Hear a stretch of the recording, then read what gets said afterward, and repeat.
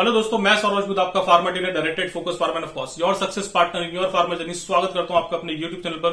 दोस्तों आज बात करेंगे उन छोटे छोटे लेकिन बहुत ज्यादा इंपॉर्टेंट पॉइंट्स के बारे में जो एज ए रिप्रेजेंटेटिव आपको अपनी डिटेलिंग में इंप्लीमेंट करने चाहिए। यदि आप इन पॉइंट्स को अपनी डिटेलिंग के अंदर इंप्लीमेंट करोगे ना, तो आपकी डिटेलिंग बन जाएगी बहुत ज्यादा इफेक्टिव, बहुत ज्यादा रिजल्ट ओरिएंटेड। अल्दो दोस्तों, डिटेलिंग के ऊपर मैंने 2 वीडियो पहले से अपलोड किए हुए हैं, जिसमें कि पहले वीडियो मैंने आपको बताया था कि आप अपनी डिटेलिंग को अपने लिए कैसे आसान बना सकते हो थ्रू 5 स्टेप फॉर्मूला। दूसरे वीडियो में हमने बात करी थी टिप्स ऑफ इफेक्टिव डिटेलिंग। और दोस्तों इस वीडियो के थ्रू जो मैं पॉइंट्स आज आपको बताने वाला हूं ना, ये पॉइंट्स भी आपकी डिटेलिंग के लिए उतने ही ज्यादा इंपॉर्टेंट होने वाले हैं। और दोस्तों आप फार्मा सेल्स में जिस मर्जी डेजिग्नेशन पे काम कर रहे हो, चाहे आप एमआर हो, एबीएम हो, आरएसएम हो, जेडएसएम हो, यदि आप डॉक्टर कॉल के लिए जाते हो, प्रोडक्ट प्रेजेंटेशन के लिए डॉक्टर के चैम्बर में जाते हो, तो आपके लिए दोस्तों ये वीडियो ना बहुत इंपॉर्टेंट होने वाला है। तो बने रहना मेरे इस वीडियो की आखिर तक, बिकॉज आज इस वीडियो के थ्रू मैं आज आपको बहुत ही बारीक और बहुत ही इंपॉर्टेंट टिप्स देने वाला हूं आपकी डिटेलिंग के लिए। बट दोस्तों before starting this video, again आप सब लोगों से मेरी रिक्वेस्ट है कि जो भी इस चैनल को पहली बार देख रहे हैं, सबसे पहले अपने चैनल को सब्सक्राइब करें, लाइक करें, मैक्सिमम लोगों तक शेयर करें, ताकि इस चैनल के थ्रू जो भी इंफॉर्मेटिव और यूजफुल वीडियो मैं आपके फार्मा करियर के लिए लेके आता हूं, मैं चाहता हूं सबसे पहले आप तक पहुंचे। तो आइए दोस्तों, सबसे पहले हम समझते हैं कि डिटेलिंग है क्या और डिटेलिंग की इंपॉर्टेंस क्या है। देखिए, डिटेलिंग बेसिकली एक डायलॉग है, एक प्रेजेंटेशन है जो हर एक फार्मा कंपनी अपने रिप्रेजेंटेटिव को देती है to present their product into doctor chamber. और डिटेलिंग की इंपॉर्टेंस क्या है, देखिए थ्रू डिटेलिंग ही आप अपने प्रोडक्ट की प्रेजेंटेशन डॉक्टर के चैम्बर में दे पाते हैं। थ्रू डिटेलिंग ही आप डॉक्टर का ट्रस्ट गेन कर पाते हैं, डॉक्टर से रिलेशन बिल्ड कर पाते हैं और अल्टीमेटली डॉक्टर से प्रिस्क्रिप्शन गेन कर पाते हैं। और ये आपने भी देखा होगा, आज के टाइम में ना एक डॉक्टर के पास 25 से 30 मेडिकल रिप्रेजेंटेटिव डेली कॉल करने के लिए जाते हैं। तो ये दोस्तों आपको उन 25 से 30 मेडिकल रिप्रेजेंटेटिव से अलग दिखना है ना, तो आपको अपनी डिटेलिंग के अंदर भी कुछ अलग करना होगा। बिकॉज एज ए कंपनी ना, हर कंपनी अपने मेडिकल रिप्रेजेंटेटिव को अपनी तरफ से बेस्ट डिटेलिंग बना के देती है, बट उस डिटेलिंग को वो मेडिकल रिप्रेजेंटेटिव किस तरीके से डॉक्टर के चैम्बर में प्रेजेंट कर रहा है, यहीं पे सारा डिफरेंस आता है। तो वही प्रेजेंटेशन स्किल्स और वही प्रेजेंटेशन की बारीकियां मैं आज आपको इस वीडियो के थ्रू बताने वाला हूं। तो उसमें दोस्तों अगर मैं सबसे पहले पॉइंट की बात करूं तो वो है अपीयरेंस ऑफ विजुअल एड। देखिए दोस्तों, मैंने काफी मेडिकल रिप्रेजेंटेटिव के विजुअल एड को देखा है कि जब वो डॉक्टर के चैम्बर में जाके अपना विजुअल एड निकालते हैं ना, तो कई बार उनका विजुअल एड ना बहुत ज्यादा गंदा होता है, कई बार विजुअल एड अंदर से फटा हुआ होता है। और पर्टिकुलरली जो विजुअल एड के जो 4 कोने होते हैं ना, वो तो काफी मेडिकल रिप्रेजेंटेटिव के हमेशा मुड़े तुड़े ही मिलते हैं। तो देखिए दोस्तों, अगर इस तरह का विजुअल एड आप डॉक्टर के चैम्बर में लेके जाओगे ना, तो आप अपनी क्या ही इमेज डॉक्टर के चैम्बर में बिल्ड कराओगे। इससे ना दोस्तों डॉक्टर के चैम्बर में ना आपका और आपकी कंपनी का एक नेगेटिव इंप्रेशन जाता है। तो यदि दोस्तों आपका विजुअल एड कटा फटा है, आपका विजुअल एड थोड़ा पुराना हो गया, तो इमीडिएटली जाकर अपनी कंपनी में ना विजुअल एड को चेंज कराओ। दूसरे अगर मैं पॉइंट की बात करूं विजुअल एड के अंदर, तो वह है विजुअल एड का टेक्स्ट, विजुअल एड की इमेज। देखिए दोस्तों, जो विजुअल एड का टेक्स्ट हो ना, उसकी टेक्स्ट की डिजाइनिंग बड़ी अच्छे से होनी चाहिए। उस टेक्स्ट का फॉन्ट जो है वो काफी रिलेटेबल होना चाहिए। पर्टिकुलरली जो जिस प्रोडक्ट को आप डॉक्टर के चैम्बर में प्रेजेंट करने जा रहे हो, उस प्रोडक्ट के अंदर जो इमेज डली हुई है ना, उसका कोरिलेशन होना चाहिए। ऐसा ना हो कि आप बात किसी और प्रोडक्ट की कर रहे हो और इमेज कोई और ही डली हुई हो। इसके अलावा जो विजुअल एड का कंटेंट है, उसके अंदर आपको देखना है कि पर्टिकुलर जो टेक्निकल वर्ड्स लिखे हैं, जो साइंटिफिक वर्ड लिखे हैं, उनकी स्पेलिंग सही तरीके से लिखी है नहीं लिखी है। बिकॉज मैक्सिमम विजुअल एड में यहीं पे गलती होती है। इसके अलावा कोई इन्फॉर्मेशन या कोई क्लेम आप ऐसा ना करें जो मिसलीडिंग हो या जो सस्पिशियस हो। और ये एज ए रिप्रेजेंटेटिव ना आपने भी अपने विजुअल एड को बहुत अच्छे से पढ़ना है। और अगर यदि आपको ऐसा कोई फीडबैक नजर आ रहा है या कोई कस्टमर आपको ऐसा फीडबैक दे रहा है, तो उस फीडबैक को ना एज ए रिप्रेजेंटेटिव आपको अपनी कंपनी में जरूर शेयर करना चाहिए। तो दूसरे अगर मैं पॉइंट की बात करूं इफेक्टिव डिटेलिंग की, तो वो है आपकी वॉइस। अब देखिए दोस्तों, वॉइस के अंदर ना 4 कंपोनेंट हैं। उसमें सबसे पहले अगर मैं कंपोनेंट की बात करूं तो वो है क्लैरिटी ऑफ स्पीच। देखिए दोस्तों, काफी मेडिकल रिप्रेजेंटेटिव को आपने देखा होगा जब वो डॉक्टर के चैम्बर में बोलते हैं ना, तो डॉक्टर को कुछ समझ में नहीं आता। उनके जो वर्ड्स की प्रोनाउंसिएशन होती है, जो वर्ड्स का क्लैरिटी होनी चाहिए, वो उतना साफ उनके मुंह से वर्ड्स नहीं निकलते। अब चाहे वो उनकी टंग रोल होती है, चाहे वो उनका बचपन से अपब्रिंगिंग रही है, उनका लैंग्वेज का कल्चर रहा हो। यदि दोस्तों आप एज ए रिप्रेजेंटेटिव डॉक्टर के चैम्बर में प्रोडक्ट प्रेजेंट करने जा रहे हैं ना, तो आपको इस पॉइंट्स के ऊपर भी काम करना पड़ेगा। आप जो भी बोले ना डॉक्टर के चैम्बर में, वो बिल्कुल साफ बोले और डॉक्टर को वो वर्ड्स साफ साफ समझ में आने चाहिए। अगर दोस्तों आपकी क्लैरिटी ऑफ वर्ड्स रहेगी, तो आपकी डिटेलिंग में ना बहुत ज्यादा इंटरेस्टिंग बन पाएगी और डॉक्टर भी आपकी डिटेलिंग को अच्छे से सुन पाएगा। दूसरा अगर मैं वॉइस की बात करूं तो उसमें है दूसरा पॉइंट ऑडियबिलिटी। देखिए, आपकी आवाज ना डॉक्टर के कान तक पहुंचनी चाहिए। ऐसा ना हो कि यार, मैंने कई मेडिकल रिप्रेजेंटेटिव को देखा है, या तो वो इतना जोर से बोलेंगे कि डॉक्टर को अपने कान बंद करने पड़ जाते हैं, या इतना धीरे बोलेंगे कि डॉक्टर को कुछ सुनाई नहीं देता। तो आपको अपनी जो वॉइस की इंटेंसिटी है ना, उसको बिल्कुल मीडियम रखना है। ऐसा भी ना हो कि आप बहुत ज्यादा तेज बोले और ऐसा भी ना हो कि आप बहुत धीरे बोले। तीसरा अगर मैं बात करूं वॉइस के अंदर, तो वो है आपकी टोन। देखिए, बेसिकली टोन आप समझ सकते हैं कि किसी भी डायलॉग की, किसी भी वर्ड्स की आपकी फीलिंग को दर्शाता है। फीलिंग मतलब आप गुस्से से डॉक्टर के चैम्बर में बोल रहे हैं, आप एरोगेंस के साथ बोल रहे हैं, तो ऐसा दोस्तों बिल्कुल भी ना करें। आपकी टोन हमेशा पोलाइट होनी चाहिए, आपकी टोन ना हमेशा रिक्वेस्ट वाली मोड में होनी चाहिए। आप कोई डॉक्टर से ना अथॉरिटेटिव टोन में बात ना करें। और जो एक टोन होती है ना, टोन, ये हमारा जो हम डॉक्टर को मैसेज देना चाह रहे हैं, जो हम अपना मैसेज डॉक्टर के चैम्बर में कन्वे करना चाह रहे हैं, उसके एक तरह से ना सेंटिमेंट्स को डिसाइड करती है। तो आपकी टोन, जैसे मैंने बताया, हमेशा पोलाइट होनी चाहिए, रिक्वेस्ट मोड पे होनी चाहिए। चौथे अगर मैं पॉइंट की बात करूं वॉइस में, तो वो है आपका वॉइस मॉड्यूलेशन।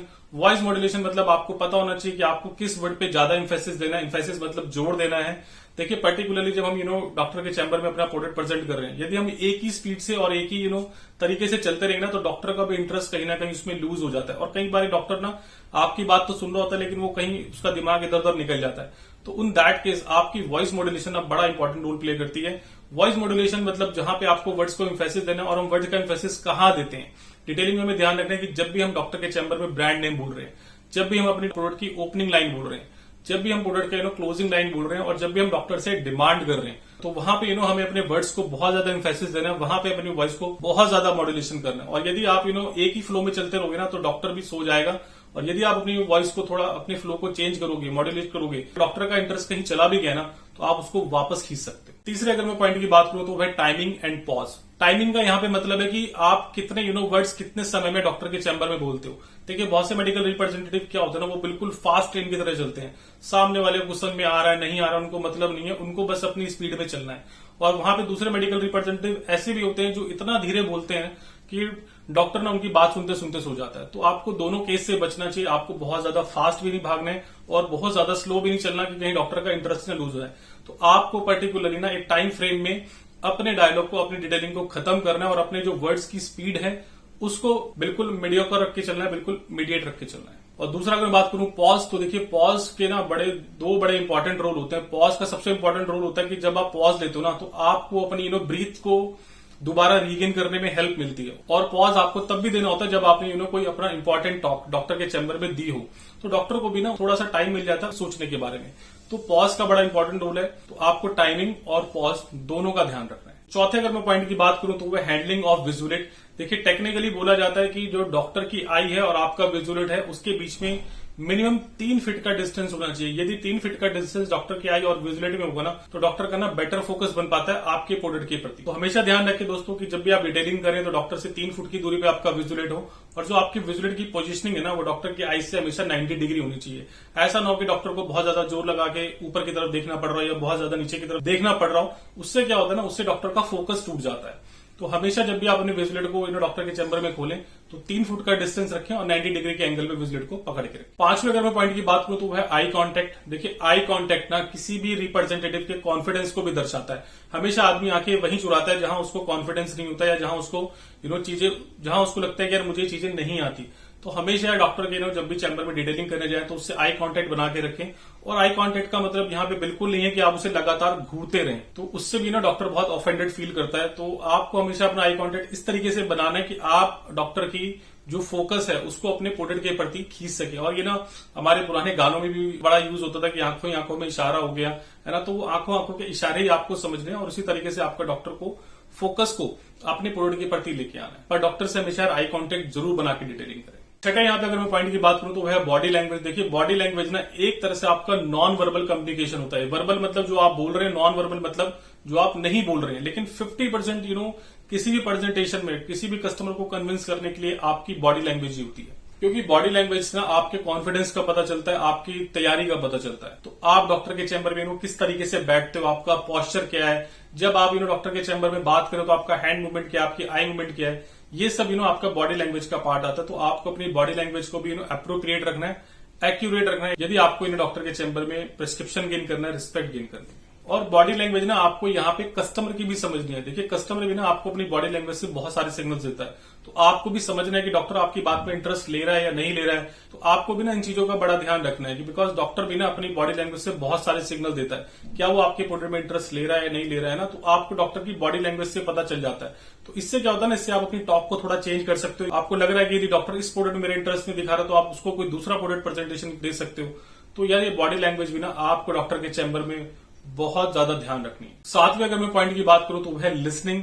देखिए दोस्तों, जो लिसनिंग है ना, वो बहुत ज्यादा नेग्लेक्टेड लेकिन बहुत ज्यादा इंपॉर्टेंट पॉइंट है in our presentation, in our detailing. कई बार क्या होता है ना, कस्टमर आपके प्रोडक्ट के प्रति कोई ऑब्जेक्शन रेज कर देता है या आपकी कंपनी के बारे में कुछ सवाल पूछ लेता है। तो यदि दोस्तों आपने उस ऑब्जेक्शन को पहले तो आपने ध्यान से सुनना है और सुनने के बाद यदि आपने उसको अप्रोप्रिएटली और बहुत अच्छे से कन्विंस कर दिया, आपने उसकी क्वायरी को सेटिस्फाई कर दिया, तो इसका मतलब है कि आपने उस कस्टमर को जीत लिया। और यही ऑब्जेक्शन हैंडलिंग ना आपको हेल्प करेगी आपके रिलेशन बिल्ड करने में कस्टमर से, पर्सनल बॉन्डिंग बिल्ड करने में कस्टमर से, और यही ऑब्जेक्शन हैंडलिंग आपको हेल्प करेगी प्रिस्क्रिप्शन गेन करने में ऑफ द डॉक्टर। 8वें पॉइंट की बात करूं तो वो है सेंसेस। देखिए भगवान ने हमें 5 सेंसेस दिए हैं, उसमें पहला सेंसेस है साइट यानी देखना, दूसरा सेंसेस है स्मेल यानी सूंघना, तीसरा सेंस है हियरिंग माने सुनना, चौथा सेंस है टच यानी फील करना, और 5वां सेंस है टेस्ट यानी किसी चीज का स्वाद लेना। तो देखिए दोस्तों, अब आपको इन 5 सेंसेस को अपनी डिटेलिंग में कैसे यूज करना है। जब भी आप डॉक्टर के चैम्बर में जाना तो अपना फिजिकल प्रोडक्ट जरूर डॉक्टर के चैम्बर में लेके जाएं।